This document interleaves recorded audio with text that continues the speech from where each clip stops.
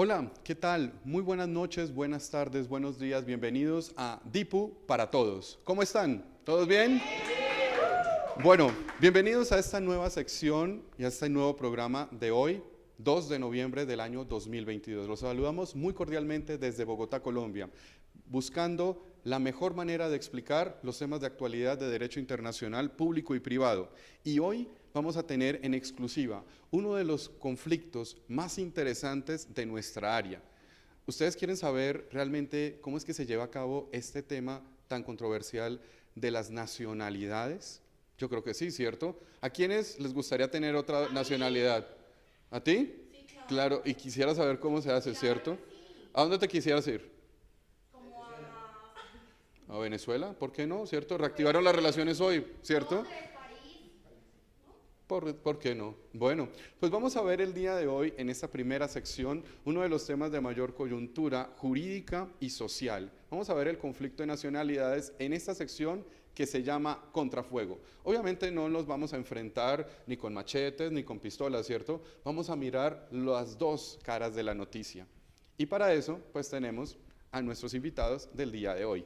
Vamos entonces a empezar con esta entrevista que Gerson e Ivonne han preparado y posteriormente vamos a ver un sketch muy interesante sobre uno de los temas que incluso a nosotros como colombianos nos interesa bastante, pero no les voy a hablar de eso. Quiero simplemente darles la cordial bienvenida a todas las personas que nos están viendo en vivo y también en diferido a través de nuestro canal de Instagram y mi canal personal Camilo Ritobar, en donde vamos a mirar estas exposiciones de los estudiantes de Derecho Internacional Público y Privado, en una de las áreas que no tiene tanta relevancia, ¿cierto? Porque creo que están más interesados en consultorios jurídicos, disciplinarios, procesos, familias, pero aquí vamos a ver que este es el derecho internacional, que es ¿para quién? Para todos. Entonces, iniciamos con contrafuego.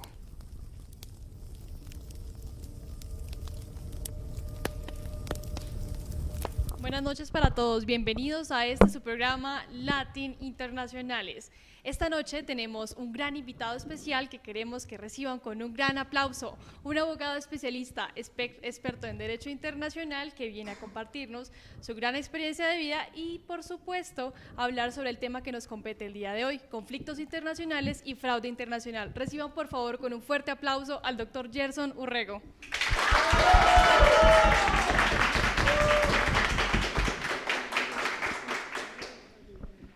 ¿Cómo está, doctor? Un gusto tenerlo aquí con nosotros en esta noche. Muchas gracias, Ivonne. Es un placer estar aquí en este noticiero Latino Internacional, con toda la actitud para instruir en este tema que a mucha gente le apasiona. Hemos leído un poco acerca de su vida y de su gran experiencia y, por supuesto, del conflicto nacional que ha tenido a lo largo de su carrera. Y quisiera que nos contara un poco de dónde viene, dónde nació, qué ha pasado con todas estas múltiples nacionalidades que ha tenido. Por favor, cuéntenos un poco su historia. Claro que sí, Ivonne. Mi historia es muy chistosa, la verdad. Yo nací en Colombia, por X o Y motivo fui huérfano. No me gustaría profundizar en el tema, pero tocando el tema de la nacionalidad, al nacer aquí en Colombia, pues directamente yo acogí o me entregaron esta nacionalidad de acuerdo a mi registro civil. Posterior a esto, tuve la suerte, dos personajes que les agradeceré con mi vida, mi padre y mi madre argentinos, que me adoptaron aquí en Colombia y por tal motivo, pues ellos también acogieron gracias a mí la nacionalidad colombiana. Yo me estuve transportando, llegamos a Buenos Aires, yo viví gran parte de mi vida allí y de igual manera pude hacer la solicitud para que por la residencia que tenía y pues mis padres argentinos me dieran mi nacionalidad argentina. Yo allá estudié Derecho, me especialicé y decidí tomar mi rumbo por todo el mundo. He viajado tanto por Países Bajos, Inglaterra, he estado en Alemania, Francia y estuve una temporada de vacaciones en Italia. Allá estuve viviendo un tiempo en Venecia y conocí a mi esposa. Nosotros allá pues contrajimos matrimonio, gracias a eso y mi residencia 2 años en este país me dieron mi nacionalidad italiana. Bueno, posterior a esto, pues felicidad, noche de bodas, absolutamente todo lo que contrae el matrimonio y la felicidad tan grande que me pudo haber entregado esto. Y nos fuimos a vivir a España. Fruto de este matrimonio tuvimos un hijo, que pues por consecuencia él tiene su nacionalidad española, pero ha tenido un inconveniente. España no le quiere dar la nacionalidad española a mi esposa italiana. Por tal motivo, pues tenemos ese inconveniente de la fecha. Eso sería pues a gran escala un poco de la anécdota de mi vida, de lo que he vivido a lo largo del mundo y pues agradecido con todo lo que se me ha entregado. Vaya historia tan interesante la del doctor Gerson. Doctor, entonces usted tiene nacionalidad colombiana, argentina, italiana y por supuesto su hijo es español. ¿Usted no ha podido entonces conseguir la nacionalidad española tampoco? Aquí hay un gran inconveniente. España e Italia no tienen un convenio directamente para sostener su doble nacionalidad. Claro, España puede dar su nacionalidad española, pero toca renunciar a la italiana. Por mi parte, pues yo ya tengo 3 nacionalidades. España no es uno de los estados que admita más de estas, pero mi esposa tiene que renunciar a su nacionalidad italiana y ella pues obviamente no va a renunciar a sus orígenes. Por tal motivo pues tenemos este inconveniente con la normativa española, que básicamente en su Código Civil, en el libro primero, encontramos los artículos que tienen que ver con los residentes españoles y a quién se le puede dar su nacionalidad. Por tal motivo, ella y yo tendríamos que renunciar a la nacionalidad italiana y no estamos de acuerdo con lo mismo. Vaya dilema, doctor. Profundizando un poco sobre el tema, quisiéramos poner al tanto a nuestros espectadores sobre qué estamos hablando, porque tal vez muchos de ustedes estarán un poco confusos. Y respecto de los conflictos nacionales, tenemos que cuando una persona como el doctor Gerson, nuestro gran invitado especial, tiene múltiples nacionalidades. En este caso, él tiene por el momento 3 nacionalidades. Hay un conflicto de incluir una 4ª nacionalidad, que es la española, que es la que tiene su hijo. Entonces, doctor Gerson, usted como tal, ¿qué problema nos puede decir y qué le gustaría, qué propondría para arreglar este problema a nivel nacional? ¿Qué pasaría cuando una persona no tiene ninguna nacionalidad? ¿Ha escuchado de eso alguna vez? Claro que sí, bueno, este tema lo podemos enunciar en todo el mundo como la patria. Esto ha sido una problemática que directamente la ha querido tratar la ONU, se la ha delegado a la ANDUR y la ANDUT, que es el Alto Comisionado de Derecho de las Naciones Unidas, para los refugiados y para los derechos humanos. Esto se le ha delegado a ellos para que asimismo hayan dispersado una campaña que se llama I Belong o Yo me esfuerzo, con el fin de que ellos traten la patria, para que en el mundo pues se elimine la misma. De tal motivo, el 4 de noviembre del 2014 ellos iniciaron esta campaña con el fin de que para el 2024 esta problemática sea erradicada de todo el mundo. Vaya tema tan interesante. Quisiéramos saber si la audiencia tiene alguna pregunta. Recuerde que pueden escribirnos al 018.000 aparta y pueden taguearnos en nuestras redes sociales. Tenemos el hashtag el día de hoy, convenios nacionales. ¿Qué pasaría?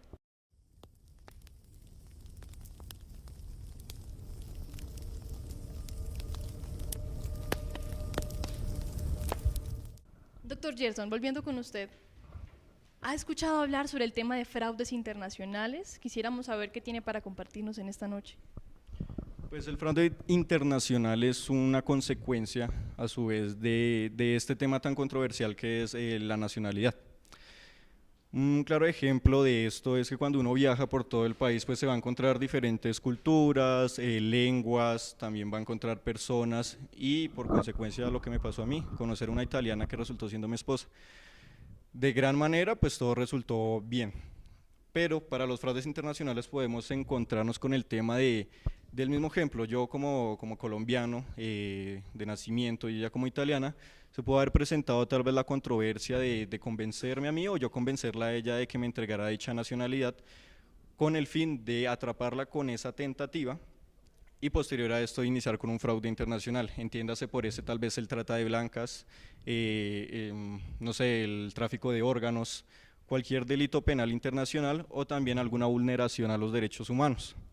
Siendo así, pues esto a gran escala genera un círculo vicioso en lo que es adquirir una nacionalidad que consecuencia, como ya lo enuncié, un fraude internacional.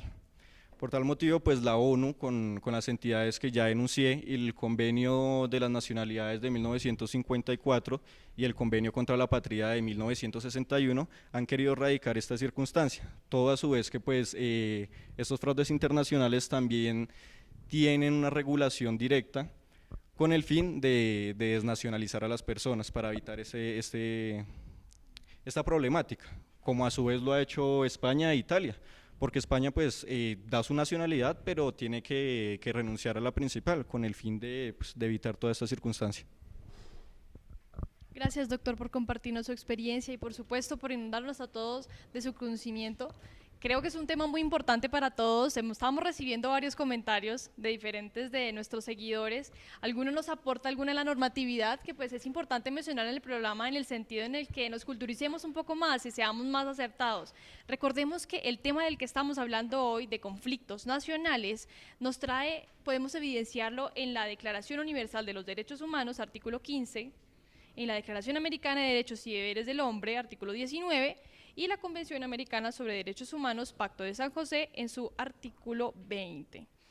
Finalmente, bueno, con lo que nos acaba de compartir la gran experiencia del doctor Gerson, tenemos buenas noticias y malas noticias para muchos. ¿Qué podemos reflexionar al respecto? Tenemos que tener muy en cuenta los fraudes internacionales. Si vamos a conseguir pareja en el exterior, por favor, evitar hacerlo de manera conveniente. Enamorémonos con el corazón, así como lo dice el doctor, para procrearse y viajar tanto alrededor del mundo. Agradecemos a todos haberse conectado a este show Latin Internacionales. Recuerden seguirnos en nuestras redes sociales y seguir participando en el hashtag. Buenas noches para todos.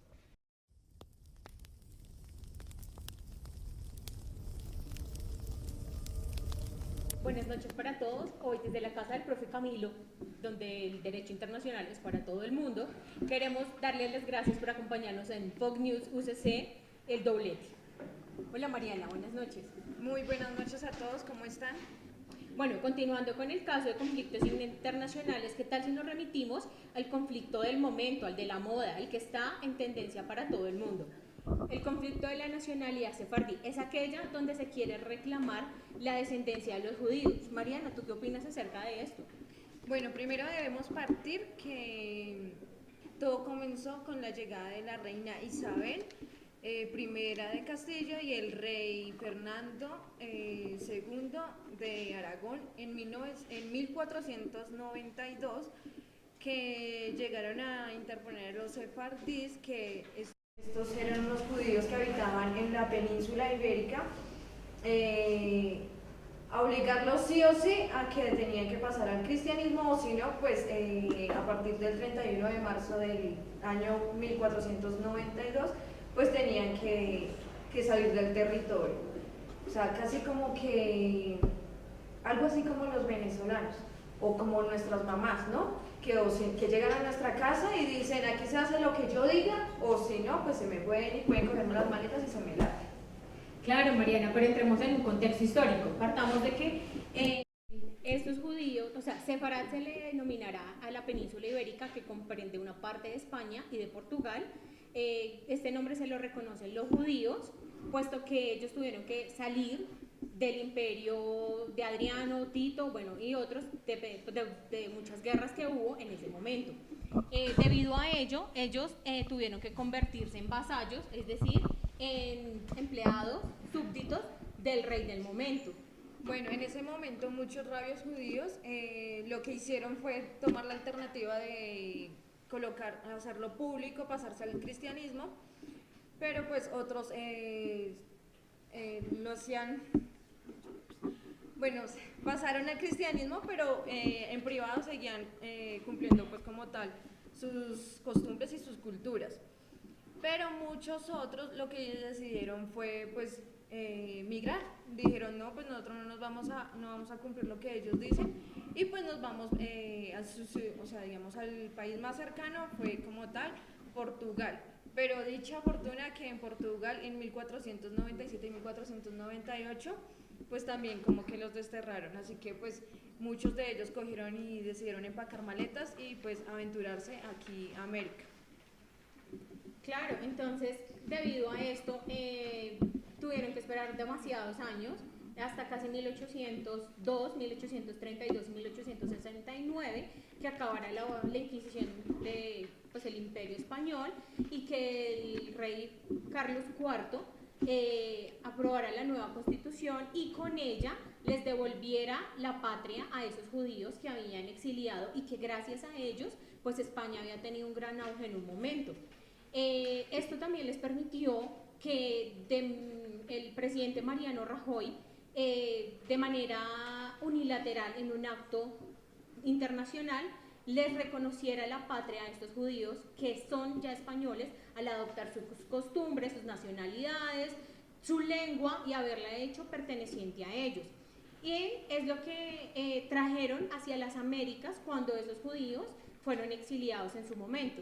Bueno, entonces se quisieron promover leyes y edictos como el del Primo Rivera, que igual pues fue un fracaso como la guerra civil en el año 1939 y entre el año 1936 a 1939, o como la Segunda Guerra Mundial en el año 1939 al año 1945.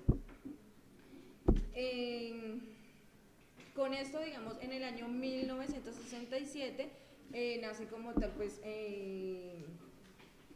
o sea, se da en España como tal, pues el libre culto y la libre religión pues, en el territorio, digamos, europeo. Y pues se empiezan a hablar sobre las leyes como tal, la ley 12 del 2015. Claro, la ley 12 del 2015 es la ley de la concesión de la nacionalidad española, pero cuando hacemos un símil o un comparativo con Portugal, nos damos cuenta que España es un poco más duro, más rígido a la hora de dar su nacionalidad, porque ellos obligatoriamente tú tienes que renunciar a tu nacionalidad, a tus costumbres que ya tienes, a tu tierra, a tu patria, a tu lengua, a tu todo, porque ellos quieren es que tú pertenezcas solamente y le profeses solamente el amor a ellos, mientras que Portugal no, Portugal es un poco más flexible, ellos te permiten que tú conserves tu nacionalidad, conserves tu lengua y aún no hables el portugués, tú puedas reclamar tu nacionalidad portuguesa. Es por esto que, digamos, con la ley de la concesión de la nacionalidad en España se han vuelto más rígidos porque tú tienes que demostrar linaje, no es solamente el tema del linaje, sino de las características de tus costumbres y que tú hayas heredado apellidos, que los apellidos pesan mucho porque, digamos, ellos hacían como una compilación entre una profesión y una terminación. Entonces, como Cisneros, entonces ahí está la comparación. En Portugal no es así, en Portugal el apellido no pesa, siempre que tú tengas un linaje rabino y lo puedas certificar, Portugal te lo avala. Entonces es por esto que pues yo opino que vayámonos para Portugal. Y aunque mi apellido es Casas y es español, definitivamente me voy a volver Celedón y así me voy para Portugal. Gracias, eso fue todo por esta noche.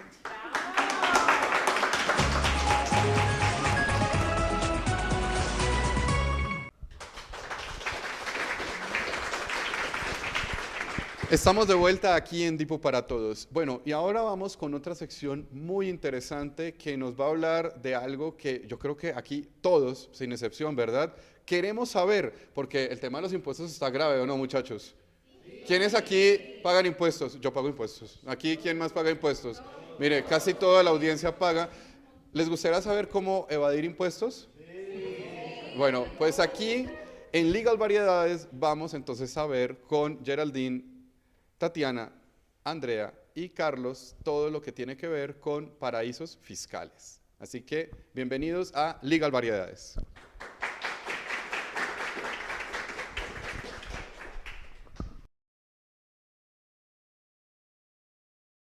Muy buenas noches a nuestra audiencia. Bienvenidos una vez más a nuestro programa Ligos Varios. En esta oportunidad vamos a tener el gusto de hablar de un tema bastante polémico que ha sonado en los últimos tiempos, como es los paraísos fiscales. ¿Qué atractivo tiene esta figura? ¿Cómo se maneja? ¿Cuáles son los destinos más concurridos por los ciudadanos para evadir impuestos? ¿De qué forma se puede hacer? Y si solamente realmente es para evadir impuestos o tiene alguna otra característica. En la noche de hoy tenemos tres panelistas que seguramente ustedes los conocen muy bien. A mi derecha, el doctor Carlos Melo. Es ministro de Relaciones Exteriores de Colombia con doctorado en finanzas. ¿Cómo está, doctor? Muy buenas noches. Bueno, buenas noches para todos, doctora Andrea, buenas noches público en general.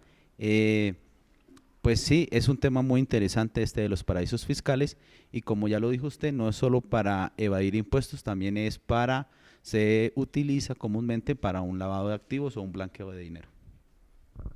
Así es, como lo ha dicho usted, doctor. A mi izquierda tengo a la doctora Tatiana Martínez.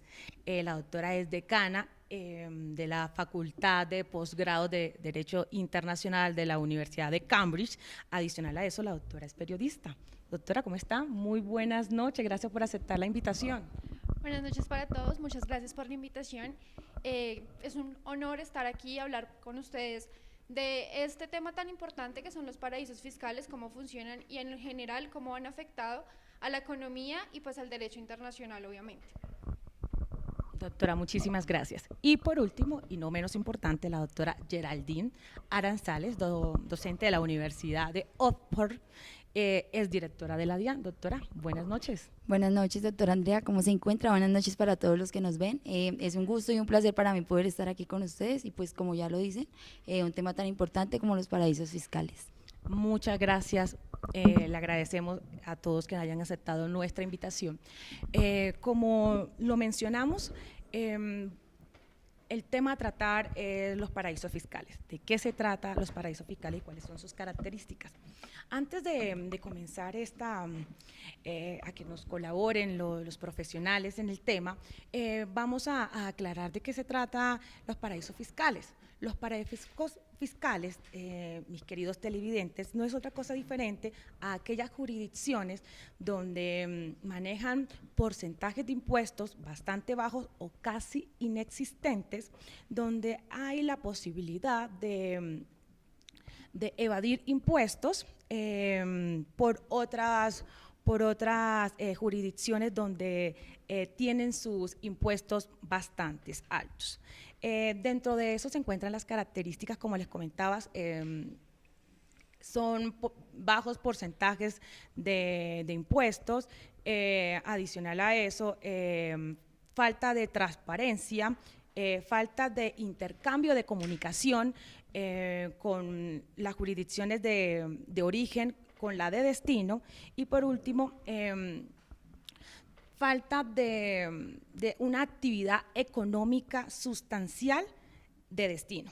¿A qué se dedican las empresas? Pueden ser algunas llamadas sociedades de papel. De eso hablaremos en el transcurso del programa, pero démosle espacio a los profesionales del tema para que en la noche de hoy nos expliquen un poco el tema. Doctor Carlos, buenas noches nuevamente.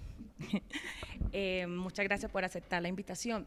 Háblenos un poco de las empresas offshore, a qué se dedican, cuál es la finalidad de ellas y las utilidades y ventajas de ellas. Bueno, de nuevo buenas noches para todos. Estas empresas offshore, como ya lo nombró usted,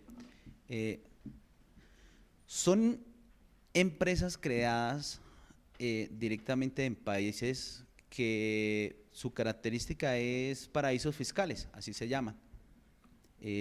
Estas empresas están constituidas jurídicamente en estos países, pero la mayoría de sus negociaciones o de sus relaciones mercantiles se realizan en un país externo.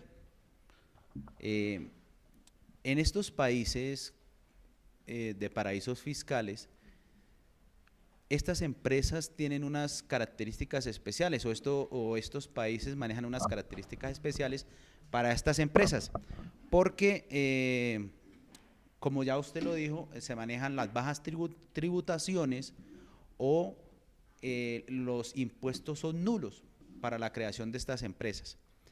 En estos paraísos fiscales existen unos paraísos que se llaman paraísos societarios, es decir, son unas características que tienen estos países porque los paraísos societarios, es decir, la empresa se constituye, pero no hay un responsable jurídico, es decir, estas empresas se crean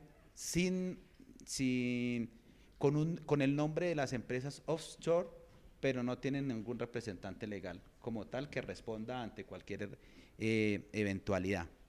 Y también existen en estos países algo que se llaman los paraísos bancarios, es decir, que cualquier persona a través de una empresa offshore puede crear o implementar la cuenta bancaria sin quedar algún registro sobre quién o quién es el propietario real de esta dicha cuenta. Entonces, pues se maneja un anonimato como tal, ¿cierto? Tenemos unas utilidades, como usted ya lo dijo, de estas empresas offshore o su uso recurrente, porque, pues como ya se dijo anteriormente, manejan unos impuestos nulos. Por lo general estos países no cobran impuestos por la creación de estas empresas, o es muy bajo. El anonimato, como ya le dije, de las personas que crean estas empresas o la razón social de esta empresa. Las cuentas en los bancos se abren con el nombre de la empresa, no hay una persona natural que sea responsable, se crea esta cuenta con el nombre de un director financiero, simplemente, entonces ahí hay un anonimato como tal. Tampoco estas empresas le rinden cuentas a nadie, no están obligadas a rendir cuentas anuales, ni semestrales, ni nada, ellos no rinden cuentas a nadie y tampoco están obligadas a someterse a auditorías por ningún país, nadie las puede auditar, entre esas. También existe una protección al patrimonio, ¿sí?, ante cualquier demanda, porque como no hay un representante natural de la empresa, sino solamente un director financiero, entonces el patrimonio se protege, porque ante quién se demanda si se llega a presentar alguna eventualidad. Estas empresas también tienen pues unas ventajas, porque resulta que estas empresas en estos países o en estos paraísos fiscales, su constitución o la creación de esta empresa es algo muy sencillo, no requieren de muchos requisitos. Estas empresas se crean en menos de 48 horas, ¿sí?, más o menos. Cualquier persona con un pasaporte puede ir, crear la empresa, y esto no tiene mucho costo, más o menos unos $1,000 a $4,000 la creación de esta empresa. No hay limitaciones de nacionalidad, o sea, cualquier persona de cualquier país puede ir y crear una empresa con esta figura del offshore. La administración, como ya le dije, es muy sencilla, porque no tienen que rendirle cuentas a nadie, entonces no requieren de un contador como tal, y como tampoco están obligadas a rendir auditorías, pues estas empresas no necesitan auditores pues para que le manejen su economía. Y hay una estricta confidencialidad en los propietarios. Entonces esto es más que todo la definición de las empresas offshore, su definición y sus utilidades y ventajas. Muchísimas gracias, doctor, pero bueno, esto suena muy chévere, pero ¿debe haber algún margen de riesgo el crear estas sociedades? ¿Tiene algunos riesgos? Sí, claro, es normal. Todas estas empresas también generan riesgos, porque pues no solo es la creación de la empresa, hay países ya que a través de su legislación han creado como ese impedimento a los paraísos fiscales de la negociación con ellos, porque pues estas empresas se están mal utilizando para lo que decíamos en el principio, el lavado de activos o el blanqueo de dinero. Estas empresas también tienen ese inconveniente con algunas negociaciones o con algunos estados en el mundo, porque al realizarse negocios internacionales, en muchos países se les obliga a estas empresas a revelar el propietario real de la cuenta, pero como ellas manejan el anonimato y no necesitan o no se les obliga, entonces pues ahí están las desventajas o ahí está lo malo, porque no se puede realizar estas negociaciones con estos estados que exigen estas condiciones, revelar el nombre real de los propietarios. También entre sus cosas negativas está la financiación, porque muchos bancos, si estas empresas offshore requieren de pronto realizar algún préstamo bancario, pues estos bancos, como no está obligadas a relevar, a expresar o a decir quiénes son sus propietarios reales, pues no hay una garantía para el banco de quién le va a responder si la empresa llegara a tener alguna novedad, lo que ya decíamos de la protección al patrimonio. Y como muchas de estas empresas ya decíamos que se limitan al blanqueo de activos o al lavado de dinero, pues entonces muchos países ya en la regulación prefieren evitarlas y no realizar negocios internacionales con estas empresas. Perfecto, doctor Carlos. Gracias. Esto pues nos haría pensar y concluir que entonces la figura de testaferro en estas sociedades crecería uno a uno según como se vaya creando estas sociedades en cada uno de los paraísos fiscales, porque pues habría esta figura, porque de todas maneras habría que ver un perfil en estas sociedades. Sí, puede que se maneje lo del testaferrato, porque es que, como ya decíamos, el anonimato de los propietarios reales, y como no se les pide muchos requisitos para la creación de otras empresas, entonces no sabemos de dónde o de qué negocio producen o llegan los activos a estas empresas. Gracias. Doctor, muchísimas gracias por acompañarnos. A ustedes, muchas gracias. Bueno, a mi lado izquierdo está la bellísima doctora Tatiana Ángel, como les había comentado, periodista de profesión, hoy en día lo activa. Doctora, ¿qué sucede con Panama Paper? Bueno, Panama Paper es la revelación de más de 11.500 millones de documentos que fueron filtrados el 3 de abril del 2016, donde se mostraba la información que manejaba el bufete de abogados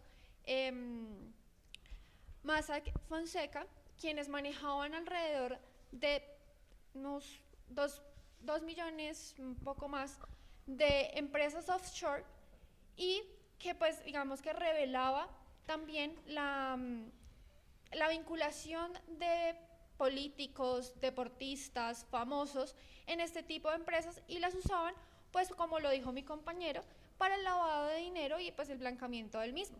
Eso básicamente es el Panama Papers a grosso modo. Perfecto. Entonces, en su contexto histórico, doctora, explíquenos un poco esta firma que manejaba estas sociedades, Mossack Fonseca, sí, señor. y compañía.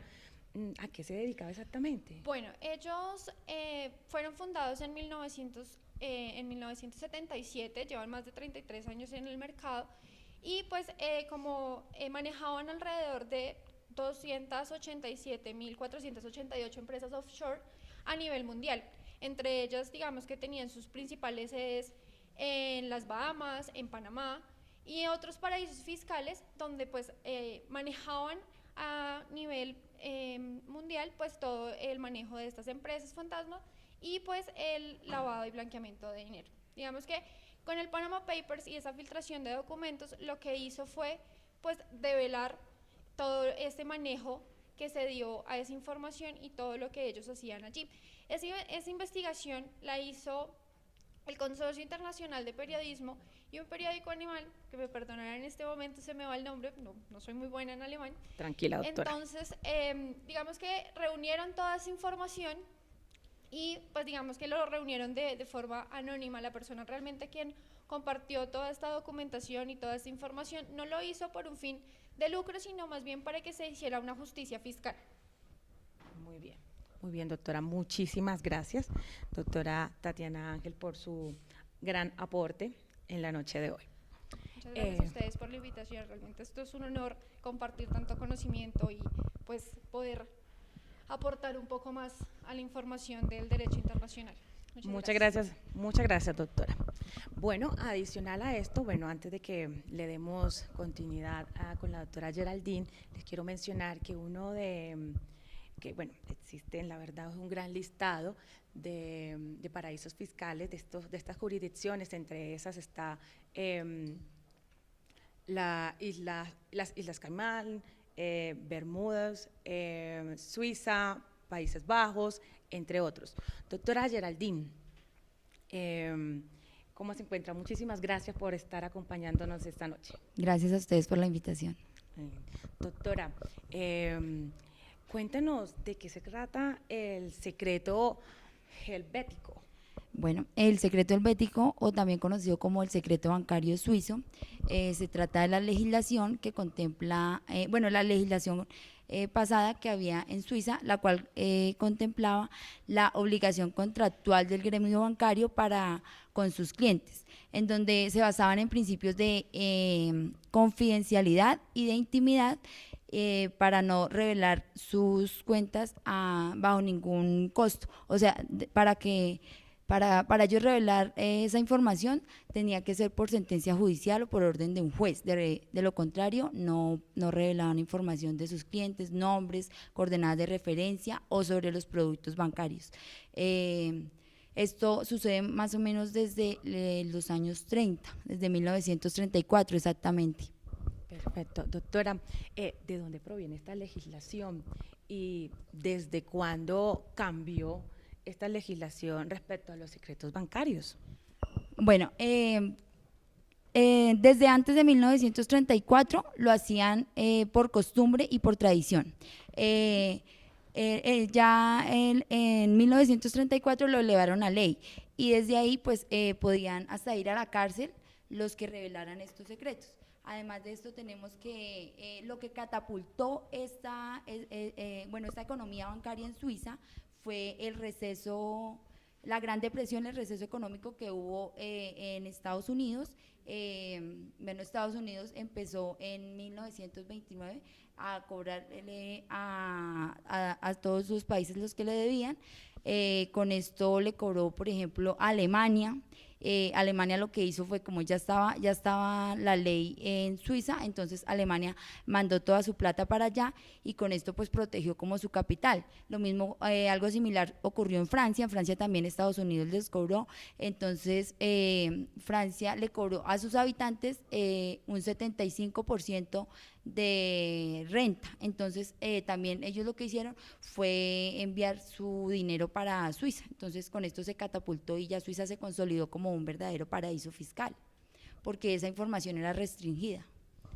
Doctora, ¿usted qué considera, qué tan eficaz puede ser esta legislación? Bueno, ahí que es de obligatoria mencionar que esta legislación cambió cuando por impulso de la OFDE, la Organización de Cooperación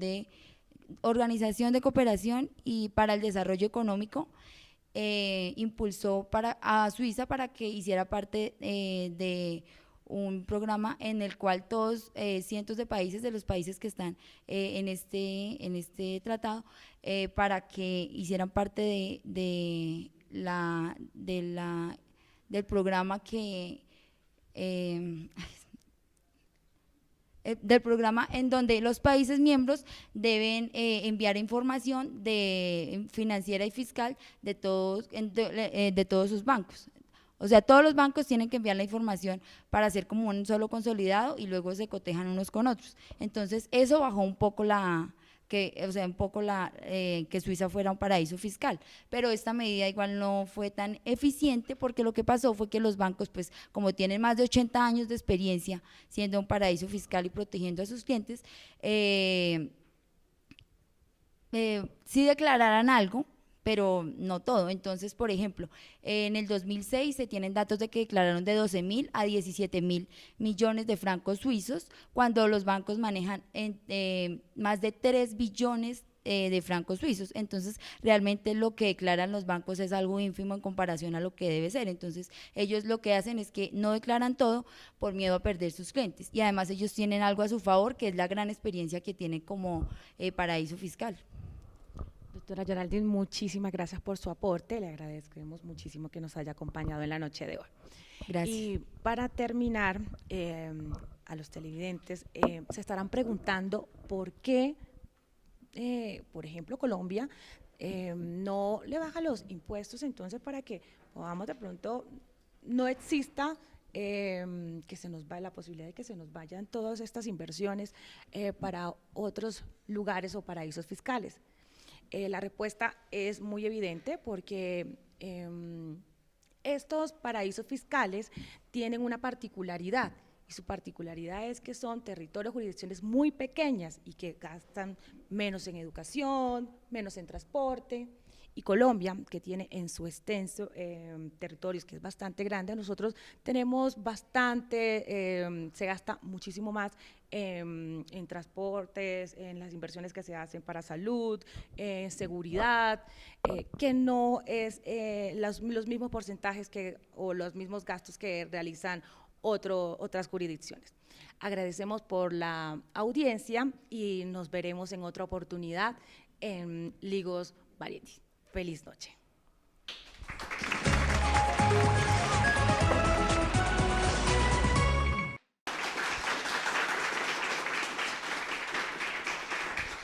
Estamos de regreso aquí en DIPU para Todos. Bien, ahora vamos con otra sección que va a relatar algo muy interesante sobre uno de los temas actuales. Yo creo que aquí todos estamos en vilo de saber si ya va a haber guerra, ¿no?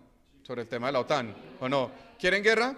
No. Bueno, eso lo vamos a preguntar más adelante en nuestra encuesta de Twitter. ¿Quieren ustedes una guerra nuclear? ¿Sí o no? Bueno, eso lo dejamos más adelante. Por ahora, vamos con Le Fait divers de droit international y veremos el tema de la OTAN en el mundo.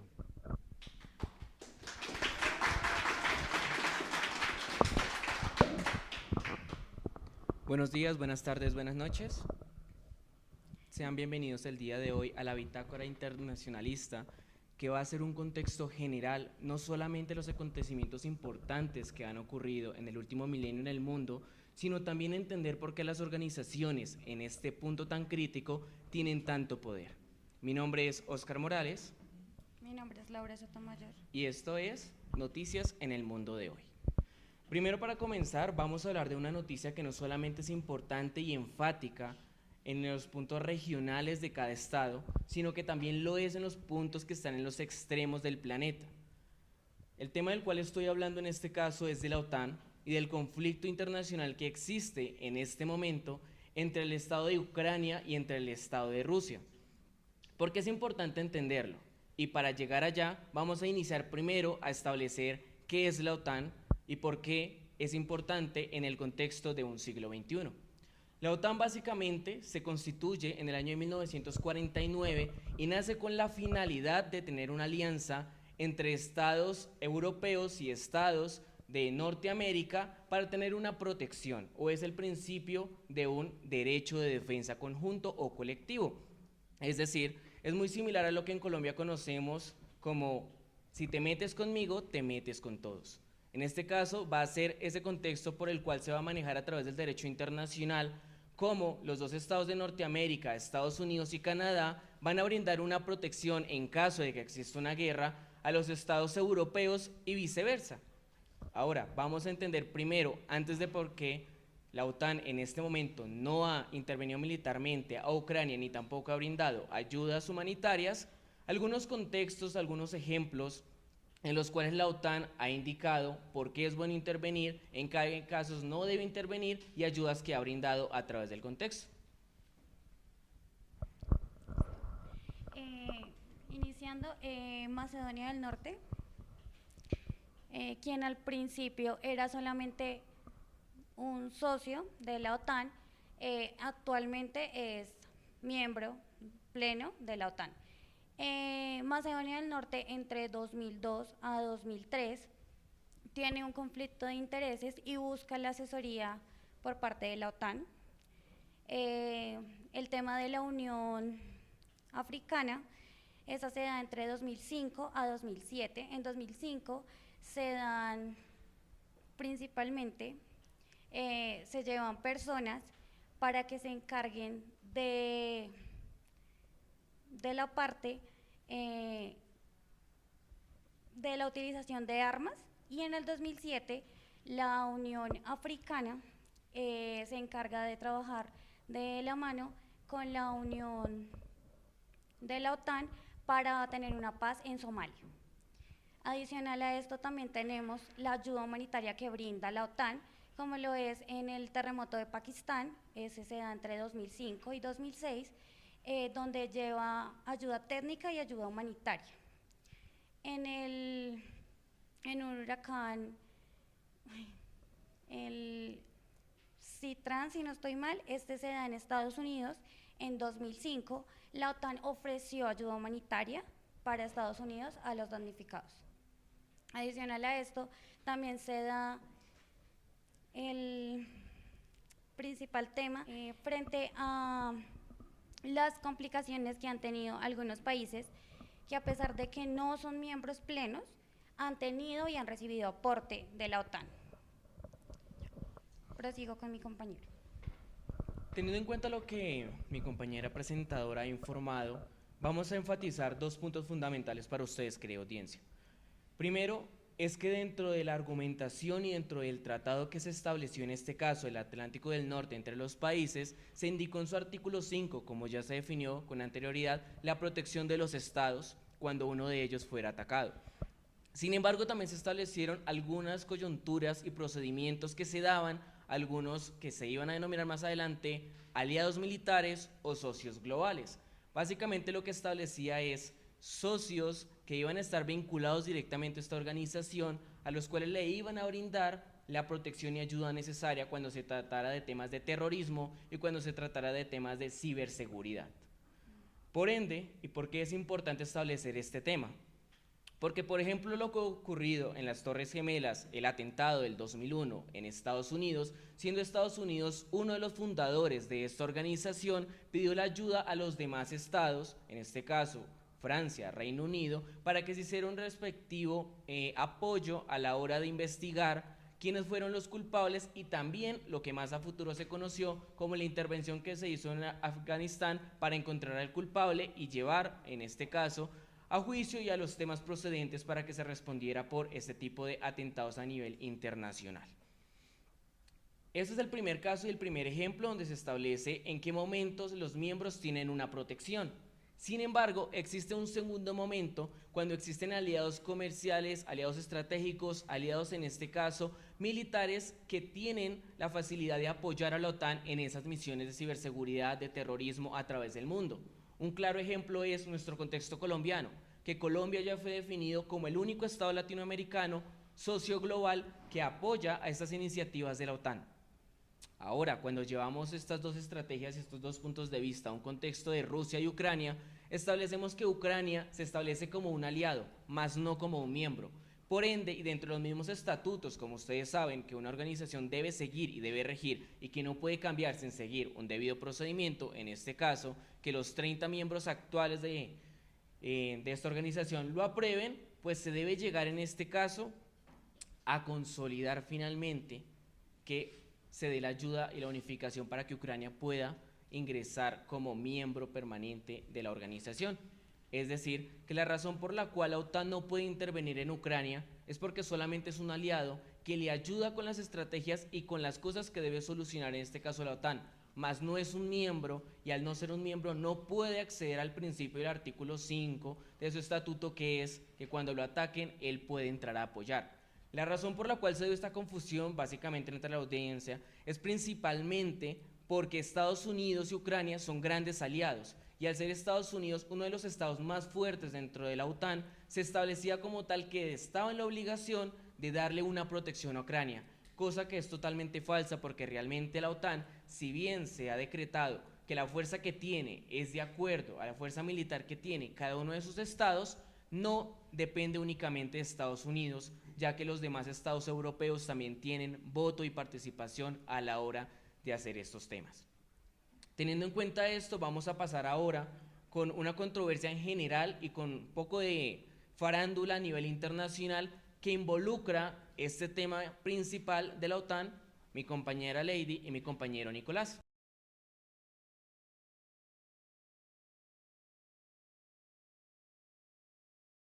Buenas noches para todos. Esta es la Bitácora Internacionalista en la noche de la farándula. Primero que todo, agradecerle a Oscar por esta gran intervención y por esa información tan grata que nos dio sobre esta organización. Y luego pasaremos principalmente a dar una noticia de primera, ¿no es así, Lady? Así es, Nicolás. Pues imagínate que el presidente de Francia firmó el protocolo de ratificación para unir a Finlandia y Suiza a la OTAN. Bueno, creo que debe ser una estrategia más de estos dos países, pues porque ellos renunciaron a esa parcialidad, a eso de no intervenir, renunciaron a esto e iniciaron el proceso para ser miembros de la OTAN. Claro, claro que sí es una estrategia, pues debido a tantas amenazas de estos dos países, pues deben unirse a la OTAN. Pues sí, es que cabe resaltar y recordar que a principios de este año Rusia amenazó a Suecia y a Finlandia cuando se enteró que ellos querían hacer parte de esta organización. Así es, pero pues tampoco hay que cantar victoria, ¿no? Porque son 30 los votos que se necesitan para hacer parte de esta organización. Sí, claro, ¿no? Pero tenemos que tener también en cuenta que la ministra de Exteriores de Francia ya se comunicó y dijo que solamente hacían falta 10 miembros de esta organización para su apoyo, para el apoyo que estos dos estados puedan pertenecer a la OTAN. O sea, yo creo que ya están un paso más allá que acá. Exacto, Nicolás, pero el presidente de Turquía acepta a Finlandia, pero no a Suecia. Entonces, por eso digo que no hay que cantar victoria. Es un escándalo, la verdad es un escándalo. Yo pienso que no pueden cantar victoria, pero diría más bien que sí. Pues hay que sí. convencer a Bueno, Turquía. en otra noticia tenemos como principal a Colombia. Pues el presidente Joe Biden realizó su intervención y ratificó que creo que ya realizó la firma y su apoyo lo demostró para que Colombia perteneciera a la OTAN. No sé ¿tú qué opinas de esto? Precisamente es a los países aliados de la OTAN. O sea, no sé por qué Colombia hizo esto, sí se sabe, es de saber que los países que conforman estos países aliados son los países de alto estatus. Pues creo yo que debería ser así, ¿no? Y pues todos lo sabemos, esto no es... Pero pues para nadie es un secreto que Colombia es un país de escasos recursos. No entiendo por qué esta locura de verdad del presidente, de nuestro expresidente, ¿por qué nos hizo eso de verdad? Tú sabes que igualmente Estados Unidos seguirá y seguirá siendo uno de los principales exponentes para Colombia. Pero pues, ahí. Bueno, otra noticia que tenemos también incluye a Colombia y es en el actual, o bueno, unas palabras que realizó el actual presidente de Colombia, donde expone y dice, voy a citarlo. Dice, Sí, igual el actual presidente. dice, ¿para qué sirve la OTAN y los imperios si lo que viene es el fin de la inteligencia? Pues luego de esto se vio reunido con el secretario general de esta organización, no sé, creo que agachó la cabeza, no sé. Sí, eso precisamente agachó la cabeza y después de esta cumbre que se realizó, se reunió con el máximo líder de la organización, donde se trataron temas pues de Colombia, la relación que tiene con la OTAN y pues obviamente se habló, no se pudo pasar la situación que se está pasando entre la guerra de Ucrania y Rusia, pues porque como el presidente solo habló de paz ¿qué? Y Colombia, aquí en Colombia internamente solo somos no, paz, que o sea, todos. qué ironía de la vida, ¿no? Sí, porque todos sabemos y yo creo que todo el público sabe que Colombia no es uno de los exponentes o los mayores exponentes de paz, porque no lo es. Exacto, o sea, fue... Yo creo que esta guerra va más allá, no creo que vaya a terminar ahorita como muchos lo no, piensan. eso no va a cesar, no. Aquí hay guerra para rato. Para mucho rato. Bueno, esto es todo por hoy y recuerden que el derecho internacional público Es para todo el mundo. Chao, chao. Muchas gracias.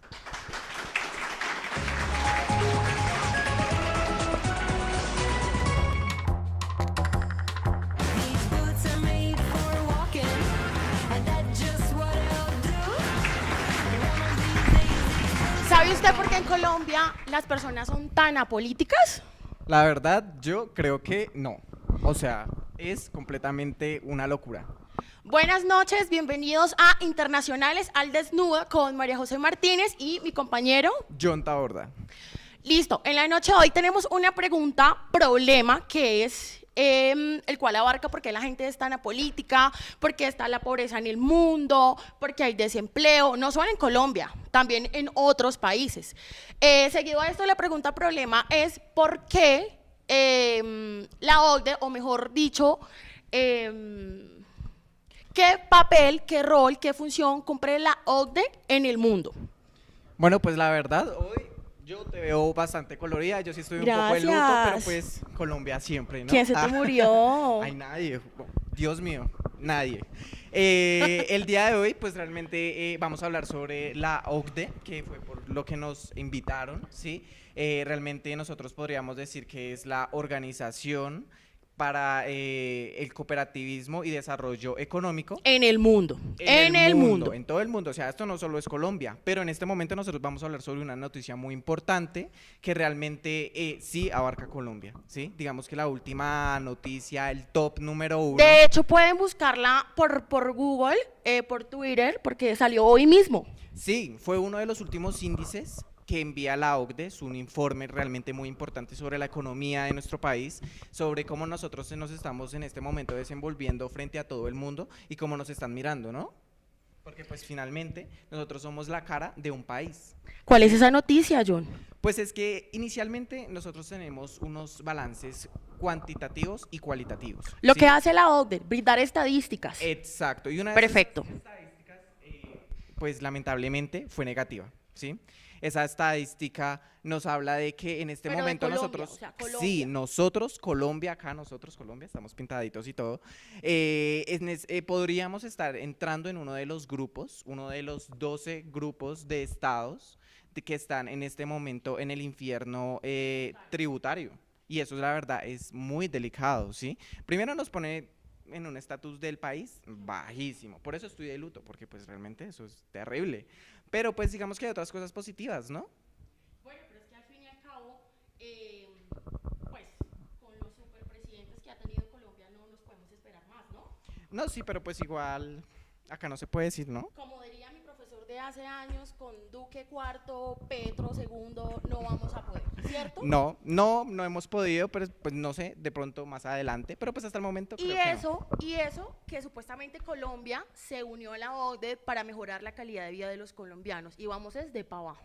De para abajo, sí señora. Actualmente, como dato curioso, la OCDE cuenta con 38 países, así nombreados, que no se me escapen, Costa Rica, Bélgica, Alemania, Colombia, con P, no con C, Colombia, México y Chile. Y muchísimos más que en este momento otros se me países, escapan. nosotros somos el 37, si no estoy mal. Pues ahí estábamos como llegando.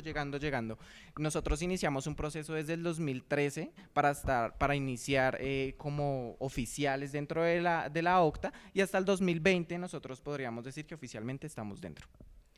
Dios mío. Bueno, actualmente como cabeza principal de la OCDE es como un consejero, por decirlo así, no un concejal. Pues es un directivo muy importante. Sí, actualmente es el mismo, me chimba mucho conocerte. Sí. Actualmente está que no se me escape, está Matías Corder, es de Australia, ¿cómo se diga? Australia. Eso, gracias, John. Sí. E imagínense que él fue electo, fue escogido el 1 de junio del 2021 y tiene un periodo de 5 años, es decir, yo creo que saldría en el 2026 aproximadamente. Más o menos, sí, sí, señora. Digamos que claramente la OCDE genera varios grupos en los que nos califican a nosotros y a distintos países. La idea principal de la OCDE es que en cuestiones y temas económicos, en temas educativos, ambientales y en otros que digamos que tengan competencia, la idea es analizarlos, socializarlos, hablarlos dentro de distintos países, ayudarse, ¿sí? Y dar unas posibles soluciones, ¿sí? Digamos, a mí me parece uno de los programas muy importantes que ellos tienen y pues uno de los programas con alto conocimiento. ¿Qué consiste? Consiste en que, bueno, primero se llama PISA. PISA. O sea, no sé si lo has escuchado. PISA. Ajá, PISA.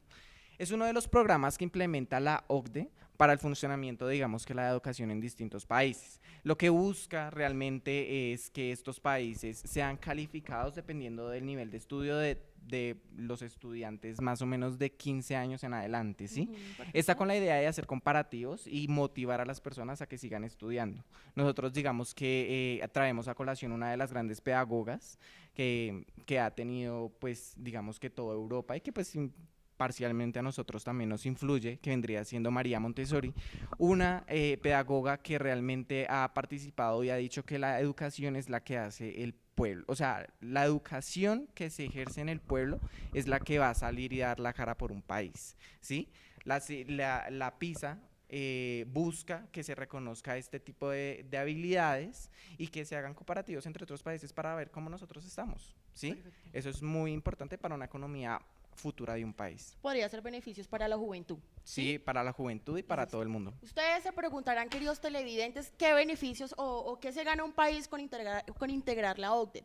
Resulta que en la OCDE lo integran países ya muy avanzados como países muy bajos. Uno de los beneficios que tienen estos países es que pueden coger el contacto o como las ideas que tienen los países más desarrollados para poderlas aplicar acá.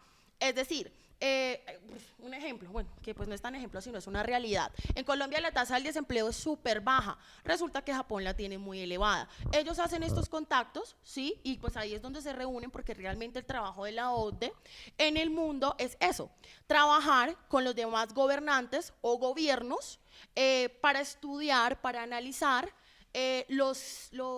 las causas en los cambios socioeconómicos, políticos, culturales, del medio ambiente también y muchos más del mundo. Sí, digamos que yo creería que uno de los ejemplos más fundamentales a nivel internacional es el tema de uno de los fundadores de la OCDE, que sería Estados Unidos, porque ellos actualmente tienen un índice, digamos que muy positivo frente a lo que se ha planteado dentro de las reuniones y dentro de lo que pues nosotros veríamos como el fundamento principal de la organización. Ellos, digamos que en varias ocasiones y varios conflictos que han tenido y han buscado solucionarlos, ha incrementado económicamente, claramente también cultural, beneficios para la población. Digamos que Estados Unidos puede ser un buen ejemplo de lo que nosotros tendríamos que hacer. Listo, aquí también como datos curiosos, ya que mi compañero está hablando de qué países no y qué países sí. Bueno, hay más o menos, ¿no? Sí, bueno, exacto, eso mismo.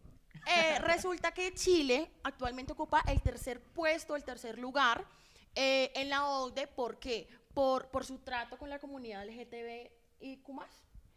Por eso sí. mismo, por la igualdad que hay en ese claramente sí, señor. puesto. Uno de los últimos que ocupa es México. México por su baja calidad de vida que le ofrece a los mexicanos. Es que igualmente ellos buscan dentro de la organización la imparcialidad, ¿sí? Frente a distintas problemáticas, también buscan la igualdad en muchas otras que pues culturalmente actualmente están moviendo mucho el mundo. Y pues eso en cuestión, digamos, de cultura, ¿no? Porque en economía también y en los problemas que tiene el país también, tanto gubernamentales como lo que, no sé, de inflaciones a nivel mundial y cómo afectan también a nuestro país. Listo. Para resumirles, en palabras populares, la OCDE es como el que le dice, como que se reúnen todos los países, le dice, oiga, venga, hermano, usted está haciendo las cosas mal, usted tiene mucha pobreza, usted tiene desnutridos, usted tiene desempleados, ¿sí? Y junto con los demás países corroboran información, se colaboran entre ellos para mejorar dicho país que se encuentra en crisis. Sí, esas problemáticas, mejorarlas, solucionarlas y pues que no se repitan en otros, porque finalmente es la imagen de otros países los que se ven reflejados en una reunión donde se toman decisiones.